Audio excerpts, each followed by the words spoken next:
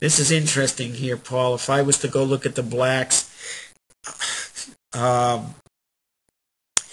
guess if you're telling me that you like the print, and it wouldn't be beyond me to make a wild guess, like you have such wonderful shadow details here, and maybe you're on a wide gamut monitor, because I think this looks a little tad on the flat side to me, but I guess it's just going to make a gorgeous print. And when I look, can you see these little blue areas showing up? Do you see I'm toggling them on and off? Maybe one place you may want to look at is like right over here. You see that? When you do this, again, if I show you the whole thing, there is just very little. Yeah.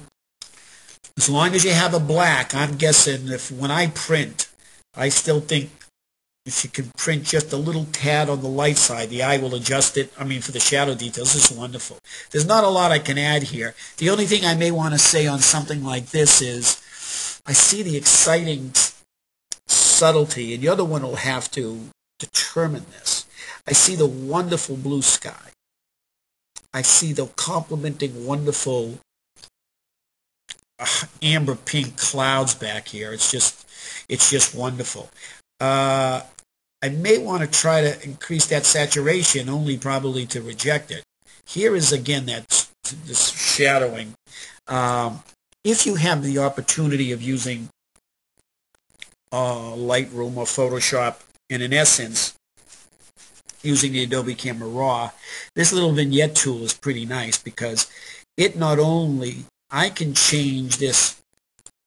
See that color priority? I'm gonna lighten this up so you can see this a little bit, because you told me you had Lightroom and you have Photoshop, and I would say when you go into Photoshop, if you're starting with Lightroom, open it up as a smart object. You can still do everything else you're doing, but by double clicking the smart object, you can get back into your image. So now look at this: highlight, color priority, paint or overlay.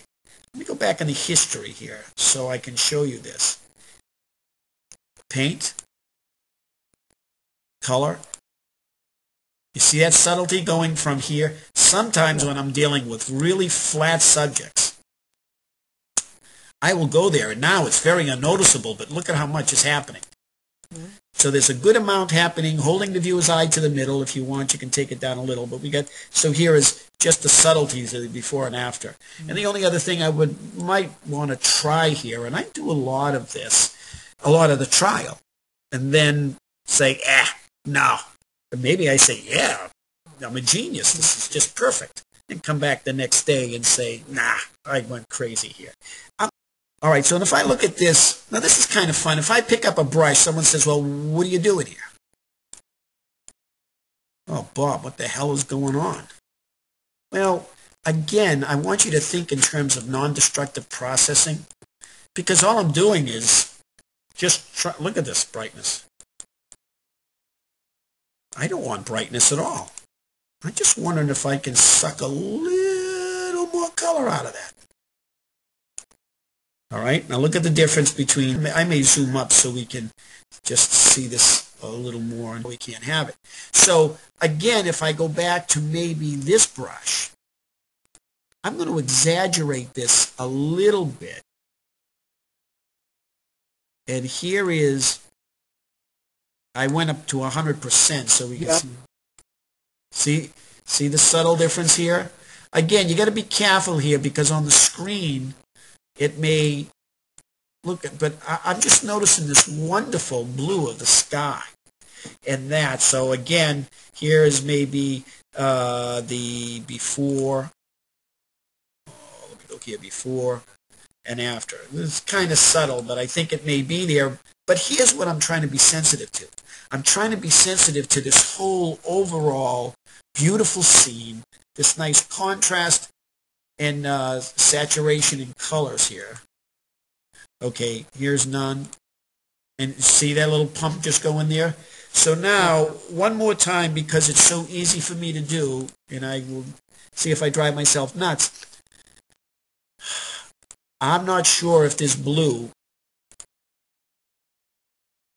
And I can go here. Let me dim this down a little bit. But I want to just see if I can, if there is just a little more in this blue that I can bring out. And I'm saturating the blue. Now, if you, again, here is the beauty of working with your Camera Raw and non-destructive imaging. I'm very, very fluent in Adobe Camera Raw. There are many Camera Raw processes out there. But what this is doing is looking underneath this little cursor and saying, hey, do you know what that color is? Well, it certainly does. And can you increase the saturation? So if I look at this before and afterwards. Now be careful here because it looks exciting on the screen. And then you may find in a print it's a little too garish. So again, the subtlety from here to here. But you see that little nuance happening in the screen? Yes. Yep. So again, just looking at this, there's not a whole bunch we could do here, but I think what we did, we just put a vignette around the edge. This is the before, this is the after. A little more saturation in the clouds, and a little more blue. And if that's what you're doing, but if you like the painterly quality of this, but I like it sitting there, although something like this, and I've been working, trying to explore some of this lately, is not so much a black and white, but more, this pastel. Well, there's our session. That's what I need a timer, Paul.